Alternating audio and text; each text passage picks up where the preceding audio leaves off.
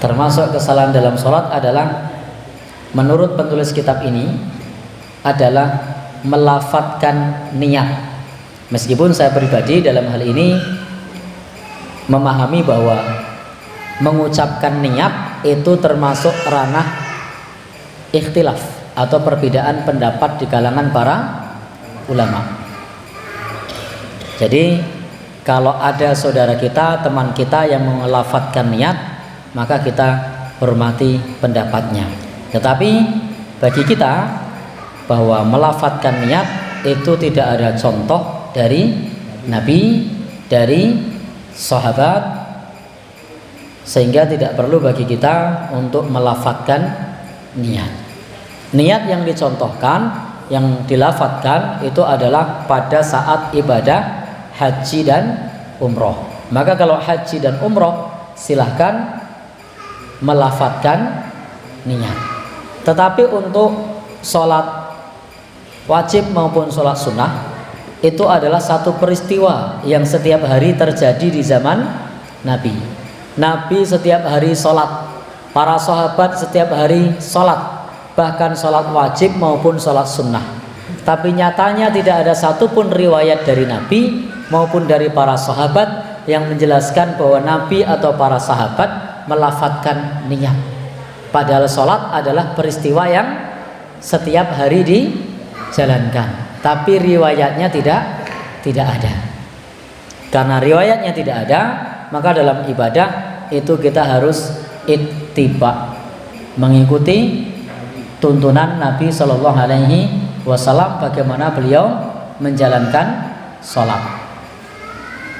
Dan niat itu letaknya ada di dalam hati, bukan di lisan. Jadi niat itu letaknya ada di dalam hati, bukan di lisan. Sehingga Bapak Ibu,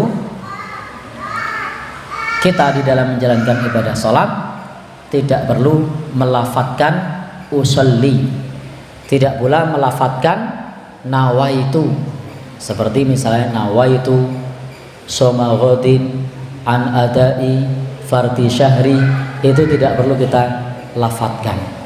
Setiap kita makan sahur, maka di situ sudah ada niat sholat, niat puasa. Jadi setiap kita makan sahur, maka sudah ada niat puasa.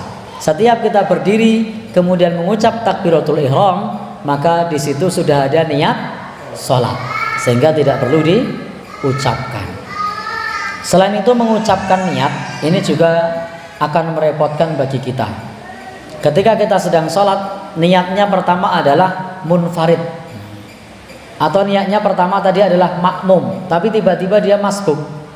Ketika dia masbuk, ada yang nepuk plek jadi makmum, berubah niatnya menjadi imam pakai hati atau pakai lafaz? Pakai hati kan? Nah, sehingga memang benar ini tidak merepotkan karena pakai hati. Coba kalau pakai lafaz, berubah niatnya gimana? Ya, di tengah. Tadi kan kita sholat sendiri, sudah mengatakan sebagai sholat munfarid. Tiba-tiba dapat rakaat kedua ada yang plek begitu, bilang usolli. Ya, batal enggak kalau bilang usolli? Ya.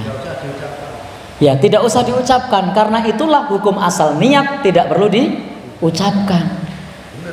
Ya, jadi niat tidak perlu diucapkan. Andai perlu diucapkan seperti tadi, ketika kita tadi sudah Allahu Akbar, niat sendiri ya, tiba-tiba datang plek, lalu jadi imam. Berarti kan dia berubah niat. Berubah niatnya dilafadzkan atau tidak? Tidak. Berarti niat dilafadzkan atau tidak? Tidak. Kalau dilafadzkan gimana di sini? Pas ruko atau pas dapat sujud misalnya, tiba-tiba ada di samping kita yang jadi makmum. Lalu apa yang kita ucapkan? Cukup berubah niat dalam hati atau diucapkan? Dalam hati.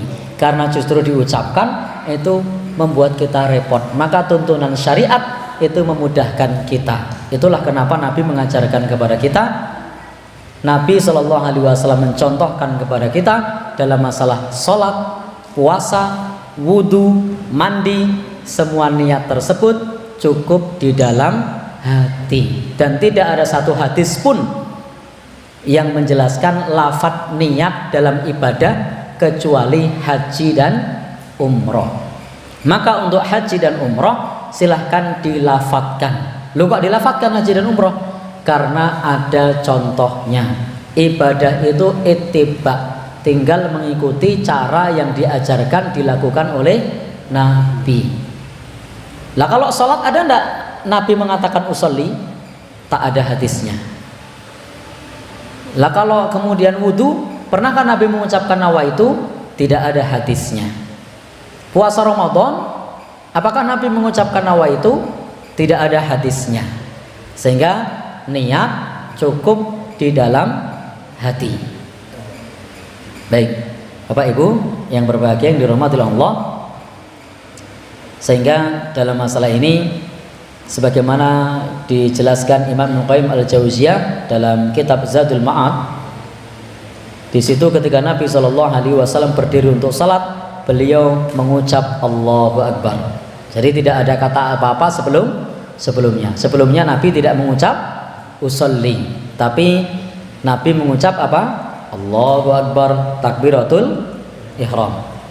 Tidak dijumpai adanya suatu riwayat dari para sahabat atau dari para makmum Nabi yang mengucap usolli. Maka untuk melafadzkan niat itu tidak ada dalam hadis yang sahih, juga tidak ada dalam hadis yang dhaif, tidak pula ada dalam hadis yang hasan. Jadi melafadzkan niat itu hadis sahihnya tidak ada, hadis dhaifnya tidak ada, hadis hasannya tidak ada. Jadi tidak ada hadis melafadzkan niat, baik yang sahih, yang dhaif maupun yang hasan, itu tidak ada. Sehingga tidak perlu dilafadzkan. Namun demikian kita menghormati pendapat orang yang mengucapkan nawaitu atau mengucapkan usolli, karena ini bagian dari perbedaan pendapat. Tetapi untuk kita tidak melafadzkan niat, karena niat letaknya ada di dalam hati. Lafadz niat hanya ada dalam ibadah haji dan ibadah umroh.